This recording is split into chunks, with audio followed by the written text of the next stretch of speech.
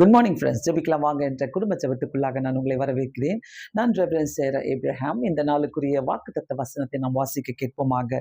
2 நாளாகமம் 27வது அதிகாரம் 6வது வசனம். யோத்தாம் தன் தன் தன் வழிகளை தன் தேவனாகிய கர்த்தருக்கு முன்பாக நேராக்கினதனாய் பலப்பட்டான். யோத்தாம் தன்னுடைய வழிகளை கர்த்தருக்கு நேராக்கினான். கர்த்தருக்கு அவன் பாருங்க, தன் தேவனாகிய கர்த்தருக்கு முன்பாக நேராக்கினதினால் பலப்பட்டான்.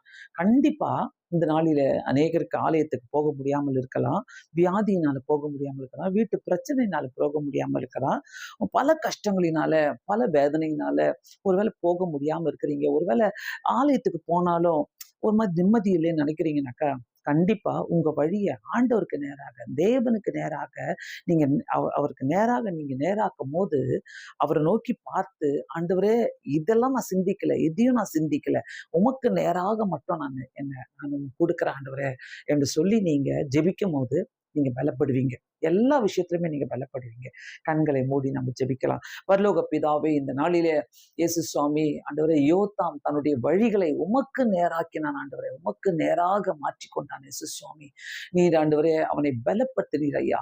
அந்த பலன் இந்த நாளிலே யாரெல்லாம் இழந்துட்டு நிக்கிறாங்களோ அவங்களுக்கு நீர் கொடுக்க வேண்டுமா ஜெபிக்கிறேன் ஐயா. முக்கியமாக எல்லா போதகர்களுக்கும் நீர் உதவி செய்யுங்கப்பா ஆண்டவரே. அவங்க இந்த ஊழியத்தை செய்யும் போது அவங்களை பலப்படுத்தி அனுப்புங்க ஆண்டவரே.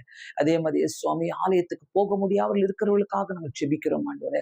இயேசுவின் நாமத்தினாலே கர்த்தாவே, அவங்க ஆலயத்துக்கு போக ஆண்டவரே, ஆண்டவரே இயேசு சுவாமி அவங்களுக்கு உதவி செய்யுங்க. போகாதவர்களுக்காக நாங்கள் ஜெபிக்கிறோம். அவங்களோட ஆண்டவரே வீணான கவலையினால, கஷ்டத்தினால, வியாதியினால அதை யோசித்துக்கிட்டு அவங்க உட்காராதபடி அப்பா, இயேசுவின் நாமத்தினாலே தங்களுடைய வழிகளை உமக்கு நேராக மாற்றி போடட்டும் ஆண்டவரே. அவங்க பலப்படுவாங்க ஏசப்பா.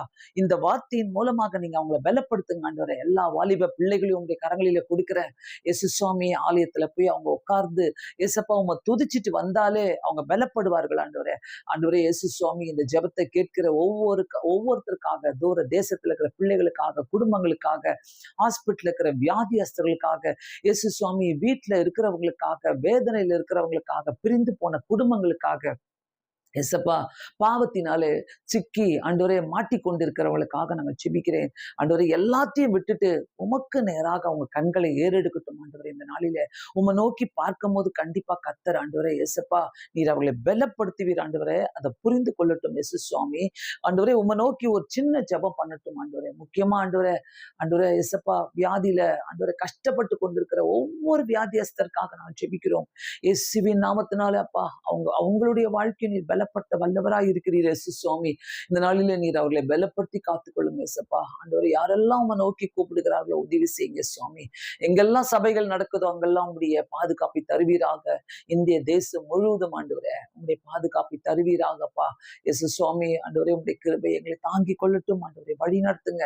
நாங்க பலப்பட்டு ஆண்டவரே இந்த நாளிலே உமக்காக பிரகாசிக்க எங்களுக்கு உதவி செய்யுங்க ஆண்டவரே. ஒருத்தரை நாங்கள் தூக்கி கொடுக்க எங்களுக்கு உதவி செய்ய வேண்டுமா ஜெபிக்கிறேன் ஐயா. பொறுப்பேற்றுக் கொள்ளுங்க, வழி நடத்துங்க, ஆசீர்வதிங்க. ஒவ்வொரு முதியோர்களையும் இந்த கரங்களில கொடுக்கிறோம் அப்பா. காத்துக்கொள்ளுங்க சுவாமி. ஆண்டவரே நாங்கள் பலப்படுத்தப்பட உதவி செய்யுங்கப்பா.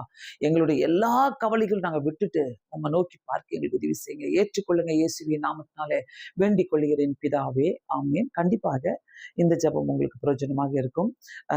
உங்களுடைய எல்லா கவலைகளையும் தூக்கி போட்டுட்டு ஆண்டவர் நோக்கி பாருங்க. நல்ல பலப்படுவீங்க, சந்தோஷமா இருப்பீங்க இந்த நாளில. கர்த்தர் உங்களை ஆசீர்வதிப்பார்.